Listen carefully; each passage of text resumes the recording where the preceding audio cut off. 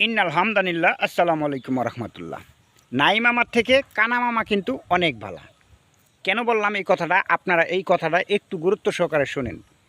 এই যে দেখেন, কিছুদিন আগে আমাদের ফেসবুক প্ল্যাটফর্মটা বন্ধ ছিল, ডাটা কানেকশন বন্ধ ছিল, আমরা কেউ এখানে ঢুকতে পারতাম না।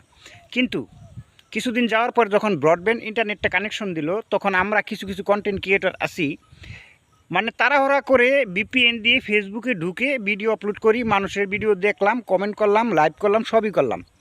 কিন্তু ফেসবুক থেকে যারা কন্টেন্ট ক্রিয়েটর হিসেবে ইনকাম করতে চাচ্ছেন, তারা কখনোই এই ভিপিএন দিয়ে ফেসবুক চালানোর কারণে আপনারা কিন্তু ইনকাম করতে পারবেন না।